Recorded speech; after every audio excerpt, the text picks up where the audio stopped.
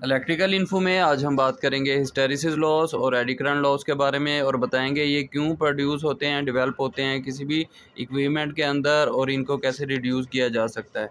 तो पहले आपको इनका बेसिक बता दूं, क्योंकि जैसे कि आपको पता है ट्रांसफार्मर में दो तरह के लॉसेस होते हैं, एक कोर लॉसेस होता है और दूसरा कॉपर लॉसेस होता है।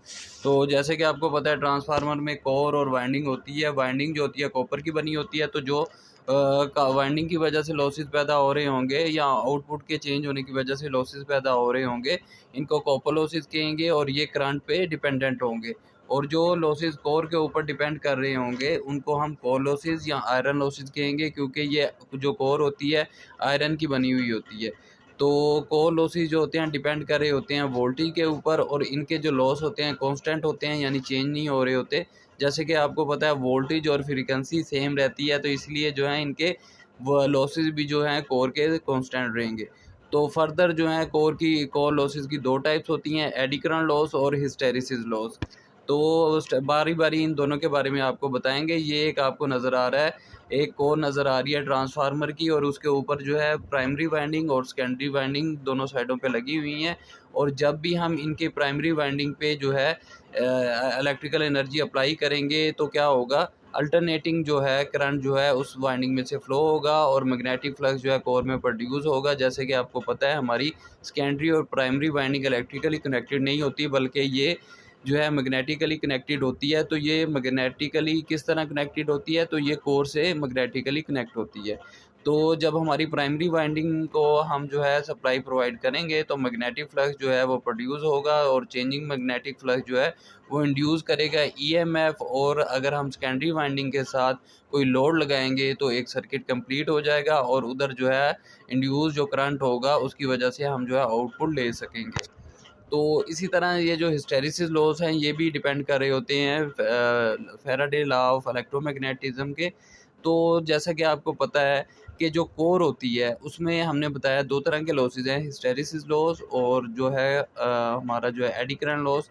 तो ये जो हिस्टैरिसीस लॉस है, जब आपको पता है चेंजिंग मैग्नेटिक फ्लक्स हो रहा होता है हमारी कोर के अंदर, जैसा कि आपको नज़र आ रहा है जो मैग्नेटिक फ्लक्स है ये हमारी कोर के अंदर जो है ये चेंज हो रहा होता है, कॉन्स्टेंटली ये चेंज हो रहा होता है। तो इसीलिए जो है हम इस तरह का मटेरियल इस्तेमाल करते हैं, जैसे कि फेरोमैग्नेटिक मटेरियल इस्तेमाल करते हैं, ताकि ये बड़ी जल्दी मैग्नेटाइज हो जाए और डीमैग्नेटाइज हो जाए।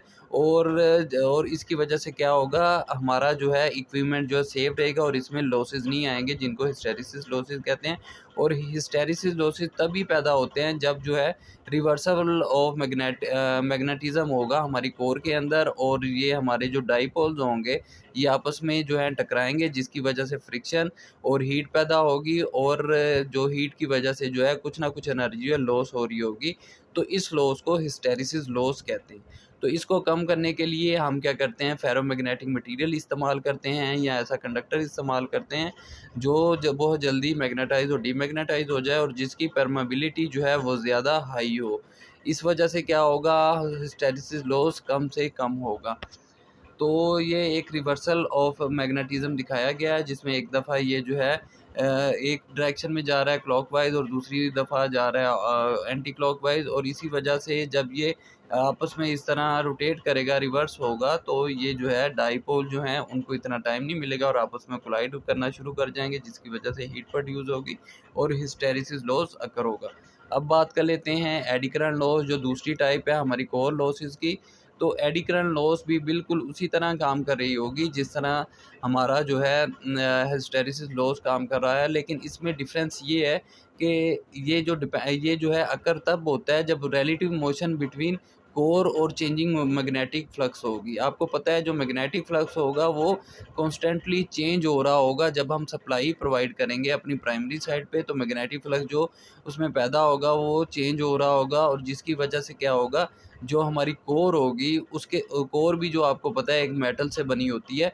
जब उसके साथ ये मैग्नेटिक फ्लक्स चेंज हो रहा होगा, जैसे कि फैराडेज लॉ ऑफ इलेक्ट्रोमैग्नेटिज्म है कि जब हमारा मैग्नेटिक जो कोई भी मैग्नेटिक फील्ड है वो चेंज हो रही होगी और उसमें हमने कंडक्टर को ही रखा होगा, तो उसमें जो है इंड्यूस्ड ईएमएफ पैदा हो जाएगा। इसी तरह जो हमारी कोर भी होगी वो भी जो क्या होगी, मेटल होगी। तो जब वो मेटल होगी उसमें जो है मैग्नेटिक फ्लक्स चेंज हो रहा होगा, तो उसकी वजह से कुछ ना कुछ जो है करंट जो है प्रोड्यूस हो रहा होगा, जो रिंग की फॉर्म में होगा, और इसी वजह से इसको एडी कहते हैं। एडी करंट इसमें प्रोड्यूस होगा, जैसा कि आपको नज़र आ रहा है। तो ये पूरी कोर में जो है पैदा हो रहा होगा, और जिसकी वजह से हमारी कोर जो है हीटअप हो रही होगी, और जिसकी वजह से लॉसेस हो रहे होंगे, और आउटपुट जो है हमारी कुछ ना कुछ कम हो रही होगी।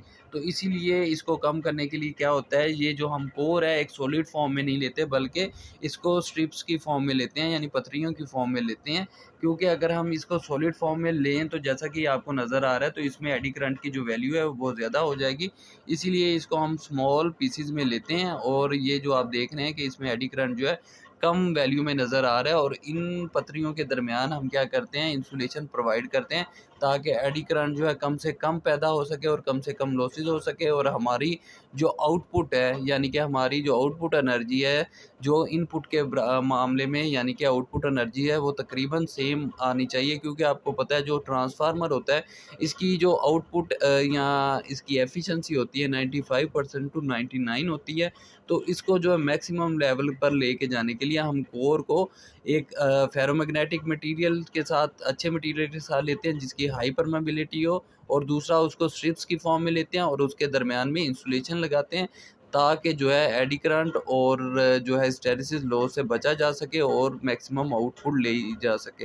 होप अगर आपको वीडियो अच्छी लगी होगी तो हमारी वीडियो को लाइक ज़रूर करें।